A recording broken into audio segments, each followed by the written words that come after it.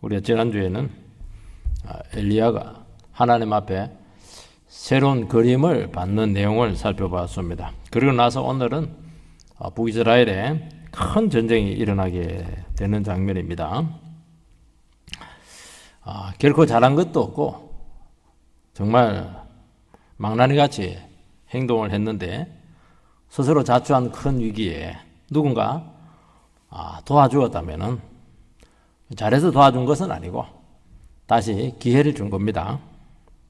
망하는 것보다는 다시 살리어서 어떻게 하든지 이렇게 회복하려고 하는 이 긍휼의 마음 때문입니다.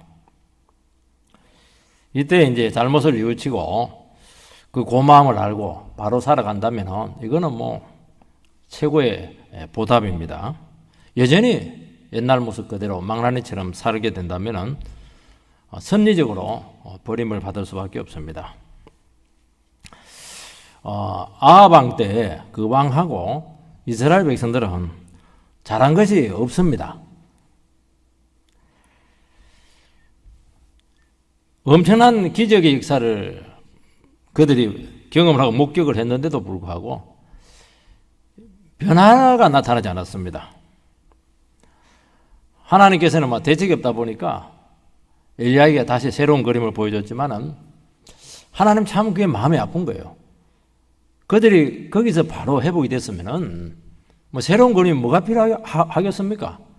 엘리야하고 같이 계속 나라를 잘 회복시키고 부흥시키면은 아무 문제가 없어요. 아람이 필요도 없고 하사엘도 필요도 없고 예후도 필요도 없고 정말 다윗 같은 그런 종들과 함께 이렇게 세워나가면 이거 최고지 않겠습니까? 근데 이스라엘 백성들은 그때만 조금 움찔하고 전혀 이거 바뀐 게 없어요. 하나님께서는 오늘 말씀을 보면은 아람 왕의 침입을 받게 되는데 아주 굉장히 큰 두 번에 걸쳐서 이 전쟁을 하게 했는데 하나님은 또 놀랍게 잘못한 것이 없고 정말 고집스럽게 하고 이렇게 하면은 망하게 해야 되는데 아합 왕과 이스라엘 백성들이 전혀 와서 기도한 것도 아니고 회개한 것도 아닌데 불쌍히 여겨가지고 큰 승리를 주게 됩니다. 그거는 잘해서 승리를 준 것이 아니고 다시 한번 그들에게 믿음의 기회를 허락하신 것입니다. 그러면 이제 어떻게 해야 됩니까? 말로 안 되고 예배로 안 되고 이렇게 했었으니까 이 큰 채찍에 맞은 것이지 않겠습니까? 그러면 우상 버리고 하나님을 붙들면 되는 것입니다. 하나님께서는 이것을 보면은 어떻게 하든지 길게 해서 하나님의 말씀을 순종하고 하나님의 능력을 체험하고 하나님을 좀 알기를 그렇게 원하신다는 것을 알 수가 있습니다. 그러면 나라 구하고 가난하고 또 이렇게 전쟁에 승리하고 우리를 위기에서 건져내 이런 것들은 사실은 하나님 입장에서 중요한 것은 아니에요. 우리는 그게 굉장히 중요한데요. 사업이 일어서고 또 병이 나고 굉장히 중요한데 또 그것도 하나님도 중요하게 여깁니다. 그러나 훨씬 하나님께서 중요하게 여기는 것은 그것 이전에 내를 알아라는 거예요. 나를 알면 그거는 문제가 안 된다는 겁니다. 그 얘기를 하는 것이거든요. 좀 나를 좀 알아줬으면 좋겠다. 내가 어떤 분인지 그 얘기를 하고 있는 것입니다. 오늘 아람 왕이 그냥 침략을 했어요. 이유도 없는 것 같아요. 와가지고 말도 안 되는 무리한 요구를 자꾸 하는 겁니다. 어거지를 막 부리는 거예요. 전쟁도 명분이 있어야 되는데 와가지고 계속 어거지 부리고 이런 것들은 정말 대책이 없지 않습니까? 1절에서 4절 말씀을 읽어보면은 아람의 베나닷 왕이 그의 군대를 다 모으니 왕 32명이 그와 함께 있고 또 말과 병거들이 있더라. 이에 올라가서 사마리아를 에워싸고 그곳을 치며 사자들을 성 안에 있는 이스라엘 아합 왕에게 보내 이르기를 베나닷이 그에게 이르되 내 은금은 내 것이요 내 아내들과 내 자녀들의 아름다운 자도 내 것인지라 하며 이스라엘의 왕이 대답하여 말하기를 내 주 왕이여 왕의 말씀같이 나와 내 것은 다 왕의 것이니이다 하였더니 아람 왕 베나닷이 이 베나닷이 이제 나중에 하사엘에게 나중에 살해를 당하죠. 나중에 32명의 이제 자기 아래에 있는 속주 왕들, 우리 식으로 말하면 부족 왕 정도라고 보면 돼요. 이스라엘을 침공을 합니다. 이스라엘은 아주 독특한 특징을 가지고 있는데, 나라는 주위 나라들보다 작지만은 하나님이 특별히 축복한 믿음의 비밀이 있는 그 나라입니다. 그래서 하나님이 함께 하시기 때문에 아무리 나라가 작아도 또 그렇게 탐이 나고 시기가 나고 이렇게 하더라도 절대로 침범할 수가 없습니다. 근데 하나님을 버리고 죄를 짓고 우상 숭배하면은 이상한 일이 생기는데, 주위에 있는 나라들이 갑자기 하나님에 대한 두려움이 없어지는 겁니다. 작은 아이들도요, 하나님을 착 의지하고 막 진작에 기도하면요, 어른들이 아이들을 쉽게 이렇게 하지 못하거든요. 근데 어른들이라도 막 그냥 대먹지 않고 이렇게 하면 찝찝거리게 돼 있는 겁니다. 그러면 겁도 없이 막 쳐들어오는 겁니다. 이스라엘 백성들은 3년 반 동안 얼마나 흉년으로 고생을 했습니까? 그리고 하늘에 불이 떨어지는 큰 역사를 경험했는데도 불구하고 돌아오지 않았습니다. 결국에는 어떻게 하냐? 주위에 있는 나라들이 지키고 있다가 아람이 2번에 걸쳐서 침략을 하게 되고, 나중에 결국에는 아합이 아람에서 죽게 됩니다. 그거는 딱 하나입니다. 하나님을 멀리한 결과입니다. 베나닷은 이스라엘을 쳐들어와 가지고 전혀 두려움이 없어요. 베나닷이 이르노니, 하나님 권위로 갖고 막 이야기하는 것이니까 얼마나 지금 이스라엘 왕을 무시하고 있습니까? 그리고 전력의 차이가 비교가 되지가 않습니다. 항복 조건이 나오는데 항복 조건을 내세웁니다. 아합에게 있는 은금하고 너의 처하고 자녀들, 그리고 그들에게 있는 모든 좋은 것을 내놓으라는 겁니다. 아마 그 왕의 가족들을 볼모로 잡아가서 다시는 이제 배반하지 못하도록 하는 선에서 항복을 받아내리고 한 것입니다. 아합은 머리가 또 잘 돌아가기 때문에 이거는 싸워서 안 된다는 것을 알고 그 즉시 수락을 합니다. 베나닷은 아합이 생각보다 순순하게 나오니까 마음이 바뀌어버렸어요. 너무 약한 조건을 내걸었다는 것을 알고 항복 조건을 수정을 합니다. 5절 6절 말씀을 보면, 사신들이 다시 와서 이르되 베나닷이 이르노라, 내가 이미 내게 사람을 보내어 말하기를 너는 내 은금과 아내들과 자녀들을 내게 넘기라 하였거니와 내일 이맘때 내가 내 신하들을 내게 보내리니 그들이 내 집과 내 신하들의 집을 수색하여 내 눈이 기뻐하는 것을 그들의 손으로 잡아 가져가리라 한지라. 아람 왕이 내세운 것은 아합 너에게 있는 것, 그것만 달라는 것인데, 이번에는 너의 끝은 말할 것도 없고 신하들까지 내주는 것이 아니고 우리 병사들을 보낼 테니까 우리 눈에 좋은 대로 전부 다 약탈해 가겠다는 것입니다. 그거는 이제 나라를 거들내는 것이고 망하게 하겠다는 것과 똑같습니다. 그래서 아합은 너무 상황이 다급하다 보니까 백성들과 장로들을 불러 이제 회의를 합니다. 회의를 하니까 장로들과 백성들이 한번 싸우자는 거예요. 왜냐하면 어차피 수탈을 당하고 나라를 통째로 내줄 바에는 되든지 안 되든지 한번 싸워보자는 것입니다. 전력은 당연히 절대적인 열세입니다. 참 이럴 때 어려운 겁니다. 이럴 때 아합은 벌써 상황 계산이 나오지 않았겠습니까? 싸울 수도 없고 안 싸우자니 너무 비참해지고 참 암담한 것입니다. 장로들과 백성들은 싸우자 이렇게 했지만 참 이게 어려운 결정이었다는 것을 알 수가 있습니다. 여러분, 세상은 하나님의 자녀가 약하게 나오면 거기서 멈추는 것이 아닙니다.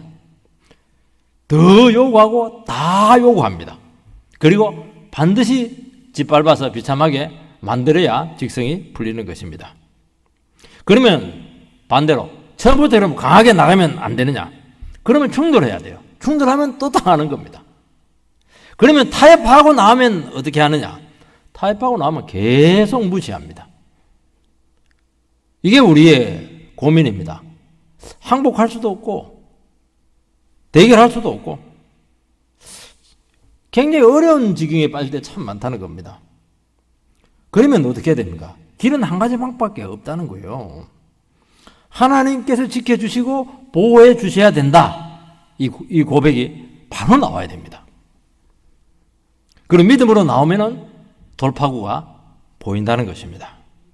왜냐하면은 그것은 하나님하고 이스라엘 백성들하고 계약이 맺어졌기 때문에 그런 겁니다. 계약은 중요하잖아요. 우리나라 침공되면 미국이 바로 그냥 전쟁에 투입이 되지 않습니까? 그거는 계약이 되어 있기 때문에 뭐 의회 통과할 필요도 없어요. 바로 우리는 도움을 받을 수가 있는 겁니다. 똑같아요. 하나님의 백성들이 고통당하면 하나님께서는 바로 투입이 돼가지고 우리를 지켜주신다는 겁니다. 그게 하나님 백성하고 하나님하고 맺어진 계약인데 그게 언약관계라는 것입니다. 그러면 이스라엘 백성들이 살 수 있는 방법은 뭐냐? 그 위기 가운데서 언약관계로 돌아오는 겁니다. 언약관계 좀 어려운 말인데요. 하나님 말씀으로 돌아오는 것입니다. 아합은 현실만 보고 자꾸 약하게 나옵니다. 사람이 그 상황만 보고 그 위기만 바라보게 되면은 자꾸 두려워요. 두렵기 때문에 상황에 압도되기도 하고 하나님이 보이지 않습니다. 원래 믿음이 없어요. 이 사람은 우상 숭배자거든요. 여기서 이제 문제가 생기는 겁니다. 어려우면 대책이 없어요. 세게 나갈 수도 없고 물러설 수도 없고 물러서니까 계속 밀어붙이는 겁니다. 아합은 믿음이 없다 보니까 하나님께 물어보면 되는데 못 물어봐요. 믿음으로 상황을 바라보고 하나님 말씀을 생각하면은 문제가 해결될 수 있습니다. 기도해라. 하나님 말씀 기도하라는 거 아니에요. 그런데 계산을 하고 어떻게 하든지 위기만 벗어나려고 지금 임기응변을 부리고 어떻게 하든지 피해를 최소화하자.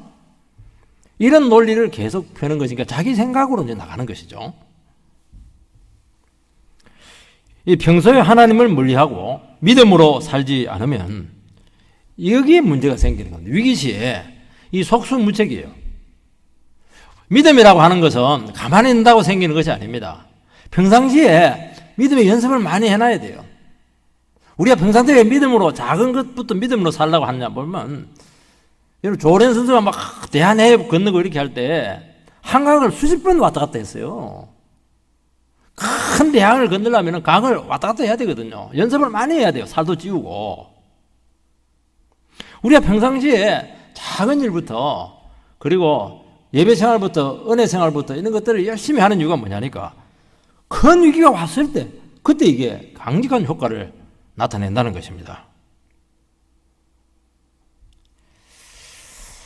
그러니까 무조건 하나님께 나가서 그분 바라보고 도움을 구해야 되는데도 불구하고 이 사람이 한 것은 우상숭배밖에 하지 않았어요. 그 하나님 사람 엘리야 막 핍박하고 말이죠. 오바자 막 하나님 종들 막 괴롭히고 말이죠. 그렇게 한 것입니다. 이런 것들을 회개하면 또 상관이 없는데 이게 안 되는 거예요. 연습이 안 돼가지고. 여러분 평상시에 믿음을 안 사는 사람이 어릴 때 믿음으로 사는 거는 굉장히 어려운 거예요. 이게. 여러분 아람왕은 바보가 아닙니다. 한번 딱 떠보니까 너무 물러요. 너무 약한 겁니다. 아, 내가 너무 강하게 봤구나. 더 심한 요구를 하고 모욕을 주고 있는 것입니다.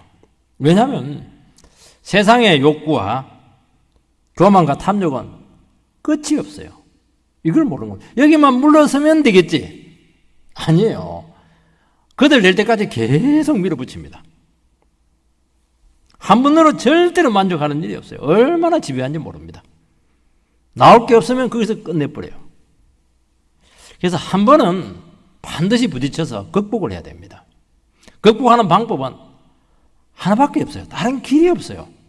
백약이 뭐예요? 사람 아무리 끌어모고 무기 아무리 많아도 안 되게 돼 있습니다. 그거는 언약관계, 말씀으로 다시 돌아오는 것입니다. 아람 왕도 지금 스스로 무덤을 파는 이런 행위를 하고 있습니다. 자기가 먼저 내건 조건으로 허락이 되면 거기서 만족을 하고 돌아가야 되는데 약하게 나오니까 그들을 내고 망하게 하려고 했다는 것입니다. 이게 문제예요. 악한 사람들은, 세상은 이 욕심이 통제가 안 됩니다. 이게 수도비 되면 괜찮거든요. 갈 때까지 가는 거 이게. 아합이 믿음이 없고 이스라엘의 문제가 심각하지만은 그래도 하나님이 사랑하는 제사장 나라입니다. 제사장 나라를 이렇게 비참하게 만들고 막자른 골목으로 몰아넣어서야 본인도 그것을 어떻게 뒷갈망을 하려고 하느냐는 것입니다. 하나님 자녀들이 문제가 많아요. 죄도 많이 짓고 우상도 따라가게 돼요. 그래도 아무리 그렇더라도 아람보다는 수백 배 나아요. 훨씬 거룩하고 도덕적이에요. 양심적입니다. 자기들도 알잖아요. 적당한 선에서 해야지. 막다른 골목까지 막 몰아버리면 어떻게 됩니까?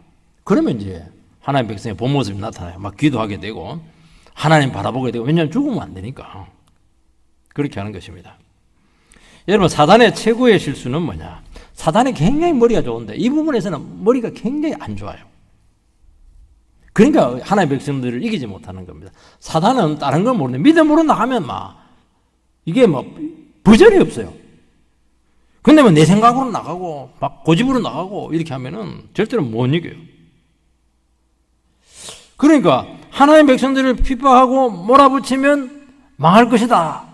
이게 이제 위대한 착각입니다. 그러면 놀라운 일이 생기는데 죽은 목숨이 믿음이 막 살아나요. 그럼 목숨 걸고 막 기도하기 시작합니다. 그러면 상황이 딱 역전되는 겁니다. 그래서 정말 믿음이 좋은 게 아니고 머리 좋은 마귀들은요, 적당히 고통을 주고 계속 죄와 불신 가운데 살게 해서, 그러면 스스로 자멸하거든요. 그게 제일 좋은 방법입니다. 근데 이거까지 안 된다는 거예요. 왜냐하면 세상 욕심이라는 게 이게 한도 끝도 없거든요. 7절에서 9절 말씀을 보면, 이에 이스라엘 왕이 나라의 장로를 다 불러 이르되 너희는 이 사람이 악을 도모하고 있는 줄을 자세히 알라.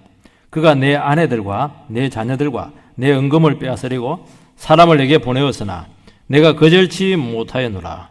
모든 장로와 백성들이 다 왕께 아뢰되 왕은 듣지도 말고 허락하지도 마옵소서 한지라.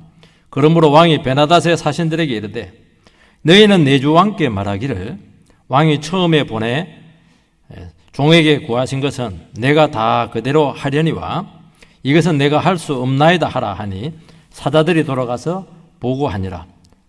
오늘 보면 아람 왕이 아합한테 사신을 보내고 아합이 또 아람 왕에게 사신을 보내고 사신이 왔다 갔다 해요. 협상이 많아요. 이게 조율을 하는 것이죠. 이게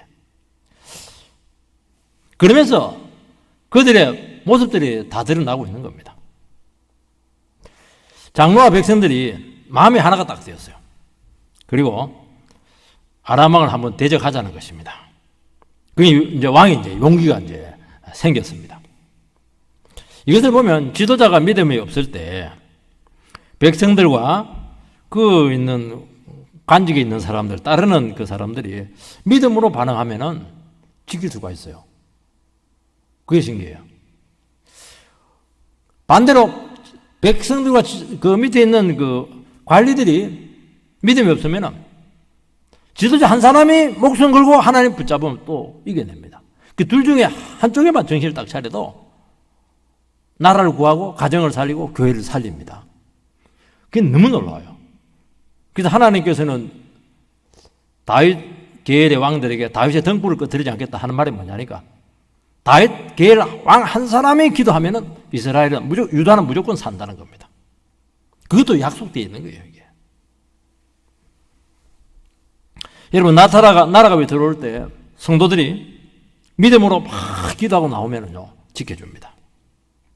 가정이 막 흔들릴 때 아내가 막 정신 차리고 우리 기도하자고, 침체하지 말라고, 일어서라고 지금까지 하나님께서 해오신 게 얼마나 놀랍냐고.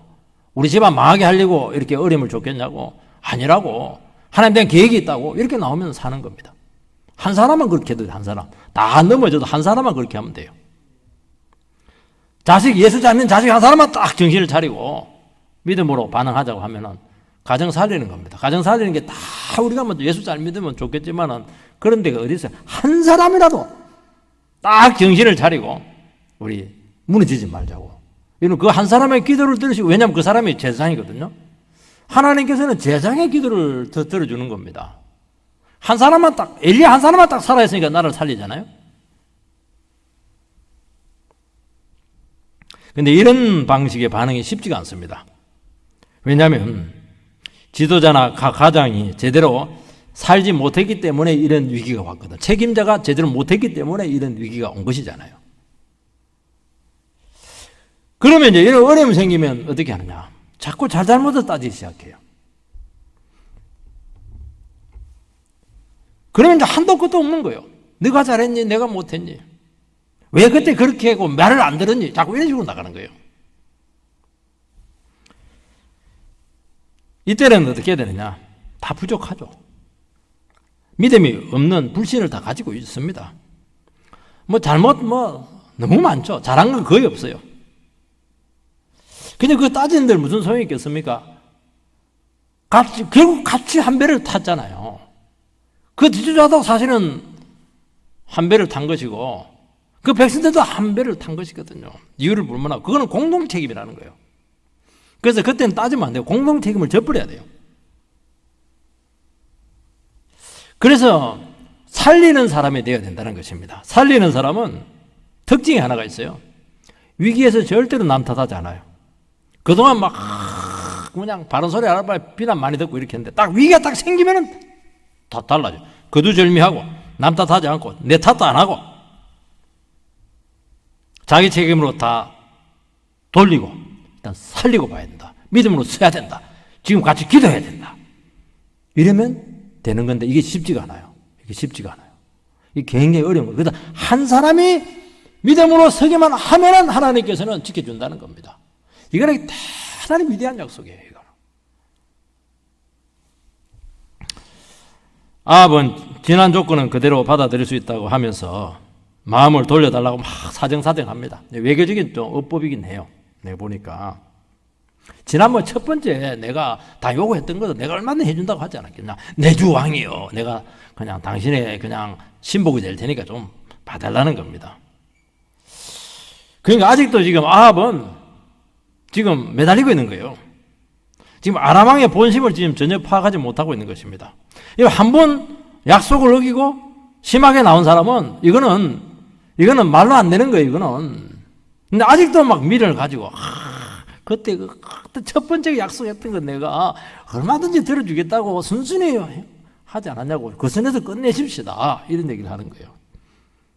내주 왕이요. 이스라엘의 왕이 창피스럽게 이방 왕에게 내주 왕이요. 그런 말을 쓰기도 하고 그렇게 하는 겁니다. 본심을 몰라서 그래요. 아람 왕은 자기 자신의 그 요구가 무리하다는 거 다 알고 있습니다. 이 사람은 어차피 전쟁으로 다 가지겠다는 거예요. 그게 목적이에요. 순순히 가져오면 제일 좋고 순순히 안 가져오면 전쟁을 해서라도 다 가지겠다는 겁니다. 아합은 전쟁을 피하고 싶었지만은 아람 왕은 그런 마음 전혀 없습니다. 다 가지겠다는 겁니다. 이걸 빨리 알아야 된다는 겁니다. 이걸 모르면 계속 휘둘려요. 인간적인 계산이나 하고 있고 미련을 버리지 못하고 있고 믿음으로 반응하지 못하는 것입니다. 어정쩡한 태도로서 상황에 따라서 이리저리 휘둘리다가 결국 나중에 다 뺏깁니다. 싹 다 뺏겨요. 비참하게 된다는 겁니다. 10절에서 11절 말씀. 그때 베나닷이 다시 그에게 사람을 보내어 이르되 사마리아에 부스러진 것이 나를 따르는 백성의 무리의 손에 채우기에 족할 것 같으면 신들이 내게 벌 위에 벌을 내림이 마땅하니라 하며 이스라엘 왕이 대답하여 이르되 갑옷 입은 자가 갑옷 벗은 자 같이 자랑하지 못할 것이라 하라 하니라. 좀 어려운 말들이 많이 나옵니다. 사마리아에 부스러진 것이 나를 따르는 백성의 무리의 손에 채우기에 족할 것 같으면 만족이 없다는 거예요. 쉽게 말해서 사마리아를 부스러기로 만들겠다는 겁니다. 먼지만 남겨 다 가져가겠다는 겁니다. 협박이죠. 아합은 이때 이제 조금 정신이 돌아와요. 반격을 합니다. 뭐라고 광건이가 반격을 하면 합니까? 갑옷 입은 자가 갑옷 벗은 자까지 자랑하지 못할 것이라는 겁니다. 갑옷을 벗은 것은 승리한 것이잖아요. 갑옷을 입은 것은 전쟁 중입니다. 아직 싸워보지도 않았는데 무슨 네가 이겼다고 큰 소리치냐. 이제 한번 대드는 거예요. 이게.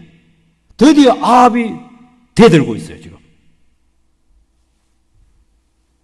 전쟁은 해보지도 않았는데 긴축국부터 마시느냐. 맞받아 치는 것이죠. 이게 굉장히 중요해요. 맞받아 쳐버려야 돼요. 이거는. 하나님께 그렇게 몰고 가는 겁니다. 길고 짧은 것은 대봐야 된다는 겁니다. 계란이 병아리가 될지는 시간이 지나봐야 된다는 것입니다. 이제 머리가 이제 돌아가기 시작하는 거예요, 이게. 베나다시 이스라엘을 굉장히 얕잡아 보고 있습니다. 여러분, 상대가 아무리 약해도 승리는 절대로 거저오지 않습니다. 고양이도 쥐를 막다른 골목에 몰면 쥐가 물어버린다니까요. 여러분, 한 번씩 이 세상에서도 아주 막강한 팀이 최약체 팀에게 형편없이 지는 일이 굉장히 많습니다. 왜냐하면 방심하거든요. 교만하거든요. 방심하고 교만한 것이 최고의 약점입니다. 이게. 그러면서 무너지는 거예요. 어떤 바둑기사는요, 자기는 바둑을 뜰 때 어느 누구든지 목숨을 걸고 뜬다고 합니다. 바둑이 뭔데? 그 바둑 물론 상금이 많겠지만은 승부잖아요. 목숨을 건다는 거예요, 이게. 왜냐하면 바둑 세계의 승패라고 하는 것은 한 수 차이입니다. 한두 번 딱 실수해버리면 회복이 안 되는 거예요. 그걸 아는 거예요. 그 한두 번의 실수가 뭐냐? 방심이거든요. 교만한 것입니다. 하찮게 깔보는 겁니다. 쉽게 말해서. 여러분, 세상에 있어서 만만한 상대 절대 없습니다. 내려다 봐도 되고 깔볼 수 있는 사람, 그런 식으로 벌써 상대하기 시작하면은 게임 해볼 필요가 없어요. 이미 진 게임입니다. 이 세상에서 마찬가지예요. 여러분, 세상에 바보 없어요. 여성들이 제일 잘 속는 게 뭐냐니까, 저 바보 같은 남자랑 결혼하면 내 마음대로 주물럭거리겠지. 최고의 착각이에요. 이 세상에 주물럭거림 당하는 남자 어디에 있어요? 어리숙한 사람이 더 세다니까요. 믿음의 사람, 믿음의 사람. 바보로 여기는 그 사람이 바보라니까요. 그 사람이 뭐 몰라서 바보짓 합니까? 고단수인데. 여러분, 강자와 약자 사이에 많은 변수가 있어요.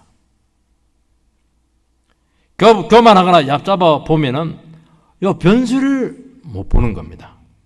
그러면 자기 자신의 약점은 크게 노출이 되는 것입니다. 저는 골리앗과 다윗이 싸울 때 왜 골리앗이 한 방에 무너졌을까?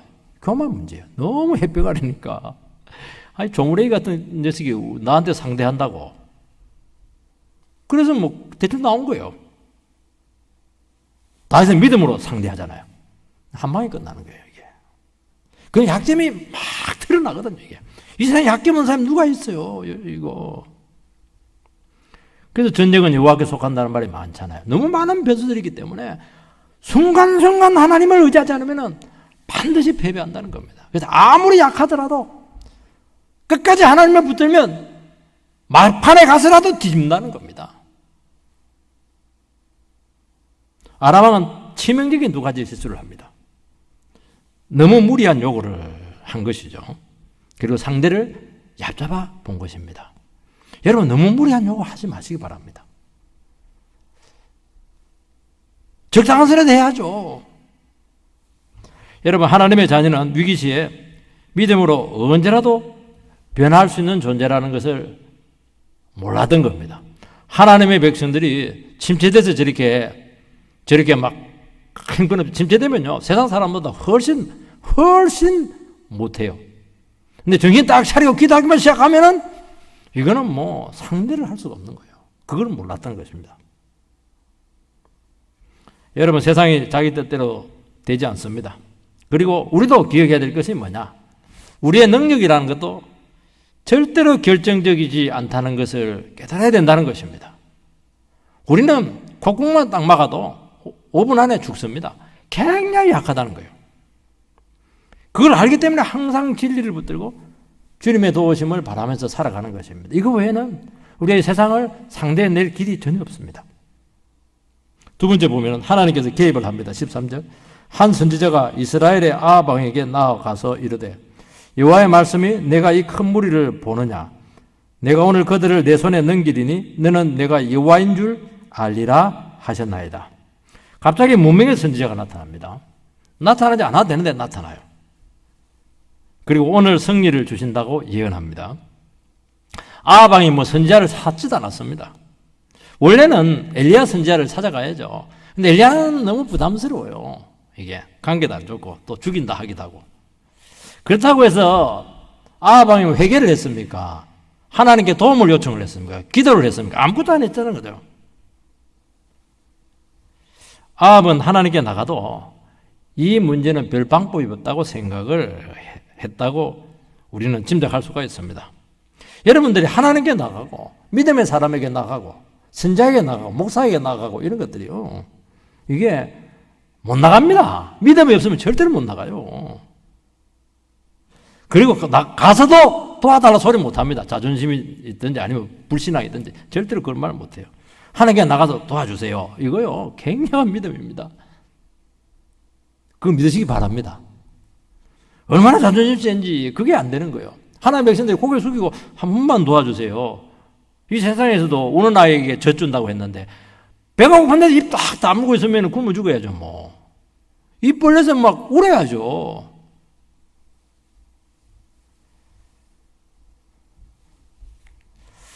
그래서 성경에는 너희들이 하나님을 찾을 만할 때 찾으라고 그렇게 말씀했습니다. 우리가 평상시에는 하나님 찾기 힘들어요. 근데 하나님을 찾아야 될 기회가 옵니다. 어려움이 생긴다든지 위기가 온다든지 생각지도 못한 변수가 생길 때는 그때는 뭐 미친 척하고 그냥 하나님 찾는 것이죠. 그게 믿음이라는 거예요. 하나님께서 그런 찾을 수 있는 기회를 주신다는 겁니다. 그 기회를 놓치지 말라는 것인데 아합은 그것을 놓치는 것입니다. 하나님께서 무명의 선지자를 보낸 것은 큰 은혜입니다. 부담스러운 사람 안 보내요. 무명의 사람, 이름도 없어요. 능력도 많은 사람도 아니에요. 내가 봤을 때는. 엘리야를 보내야 정상인데 엘리야 가면 또 가만히 있으니까 막 책망을 끄거든요. 책망하고 막 징계 내리고 이렇게 할 텐데 좀 만만한 사람, 상대할 만한 선지자, 등급이 좀 낮은 선지자를 이렇게 보내는 겁니다. 이게 굉장히 은혜입니다. 우리의 그 수준을 아시고 너는 믿음이 약하지? 그러면 네 믿음에 맞는 사람을 보내겠다는 겁니다. 아합이 회개하고 잘했거나 백성들의 믿음이 좋았기 때문에 절대 보낸 게 아닙니다. 근본적으로 바뀌지 않았어요. 여전히 고집을 가지고 있고 여전히 자존심 그대로고 여전히 세상 영광입니다. 이것은 하나님의 일방적인 자비하심이라고 말씀하고 있습니다. 하나님께서는 깨닫지 못하는 인간에게 속이 터지지만은 찾아오시고 또 쏘아주시고 기다려 주신다는 것인데 이게 굉장히 하나님의 긍휼하심이죠. 긍휼하심. 인간의 재성이 드러날 때도 하나님은 그 자기 백성들을 포기하지 못한다는 것입니다. 그게 하나님의 약점이면 약점이에요. 어떻게 하든지 하나님을 좀 더 알도록 기회를 주신다는 것입니다. 그래서 뭐라고 되어 있냐니까 여러분 13절 끝부분을 보시기 바랍니다. 뭐라고 되어 있습니까? 13절 20장 13절 끝부분에 보면은 너는 내가 여호와인 줄 알리라 하셨느니라. 나는 너에게 원하는 것은 다른 게 아니라는 거야. 하나님이 너를 도와주는 내가 여호와인 줄 알아라는 겁니다. 약속을 지키는 언약의 하나님인 걸 알아라는 거예요. 우리는 인생을 살다가 위기 때마다 내가 이대로 망하는 것 아닌가. 어떻게 하든지 이 문제를 해결해야 되지. 이번에 실패하면 끝이야. 반드시 승리해야 돼. 여기에 우리의 모든 관심이 다 있습니다. 하나님께서는 어떤 결과나 우리가 원하는 것에 대해서 관심이 있지만 1차적인 관심은 절대로 아닙니다. 어떤 위기 상황에서도 하나님이 여호와인 것을 아는 것이 하나님의 목적이라고 말씀하고 있습니다. 승리해서 알 수도 있어요. 실패해서 알 수도 있어요. 또 아무 일 안 일어난 가운데도 알 수가 있는 것입니다. 실제로는요, 우리가요, 인생에서 그 실패했을 때 더 많이 하나님을 알 수가 있습니다. 왜냐하면 하나님을 알기만 하면은 인생 승패는 결정이 난 것입니다. 결과는 이미 정해져 있는 거예요. 실패하면 할수록 더 하나님을 영광스럽게 고난을 통과한 영광을 주시기 때문에 훨씬 더 영광스럽게 하기 때문에 장기적으로 보면 전부 다 성공이에요. 여러분 고통 중에 있다고 생각을 해보시기 바랍니다. 우리는 그 고통에서 어떻게 하는지 빠져나오려고 할 겁니다. 그게 굉장히 중요해요. 그게 안 될 때는 어떻게 해야 됩니까? 고통 중에 머물면서 하나님이 나를 만나주시고 만들어 가시도록 믿음으로 자기 자신을 드리는 겁니다. 그게 훨씬 더 하나님을 더 알 수 있는 길이죠.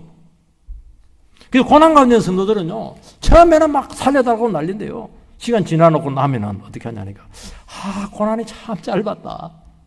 왜냐하면 그 고난 때 너무 많은 것을 깨달았거든요. 너무 많은 보석을 캤거든요. 도리어 우리 원하는 결과가 나타났을 때 영적으로 손해일 수 있다는 것입니다. 하나님께서는 우리가 뼛속 깊이 주님을 진심으로 경험하기를 원하신다는 것입니다. 하나님을 알 수 있는 방법은 너무 많아요. 우리에게는 모든 변수들을 통해서 하나님은 우리 상황 가운데 섭리하시기 때문에 하나님을 다 알 수가 있어요. 알게 해달라고 마음만 열리기만 하면 하나님이 다 보여주세요. 아픔과 실패와 좌절을 통해서 깊이 우리를 깨닫게 하신다는 것입니다. 특히 내가 얼마나 처절한 죄인인지, 내가 얼마나 변하기 싫은 인간인지, 얼마나 고집이 세고 자존심이 센 인간인지, 이런 것들을 구구절절히 확인을 시켜주겠다는 겁니다. 그러면서 내 속에서 도저히 일어날 수 없는 일이 생기는데 성숙이라고 하는 것이 서서히 마치 물에 배인 듯이 이렇게 묻어나기 시작해요. 하나님께서는 자기 백성이 타락해서 망하는 것보다 무한히 인내하시고 기회를 주시는 것입니다. 징계가 마땅한데도 불구하고 회복과 치료를 주실 때는 잘해서가 아니고 불신앙을 회복할 수 있는 기회를 주셨다는 것입니다. 잘 기억을 해야 돼요. 그리고 위기에 개입을 하시지만은 하나님의 말씀을 허락하셔서 믿음으로 반응하게 하신다는 것입니다. 아합은 큰 소리를 쳤지만은 성산 없는 전쟁이라는 것을 이미 알고 있어요. 이 극도로 어려울 때 하나님 믿음 외에 아무 대책이 없도록 하신다는 것입니다. 우리는 여전히 우리의 불신과 내 생각을 떨쳐내지 못해요. 그런 절박한 위기에서 억지로라도 순종을 할 수 있게 된다면 그렇게 해도 순종을 하면 산다는 거예요. 억지로라도 그냥 교만을 고백하고 억지로라도 한번 순종을 해보고 억지로라도 한번 잘못했다고 이야기해보고 그러면 된다는 거예요. 우리 그냥 맹숭맹숭은 안 되거든요. 그래서 호흡을 길게 해야 돼요. 하나님께서 엘리야에게 뭐라고 했습니까?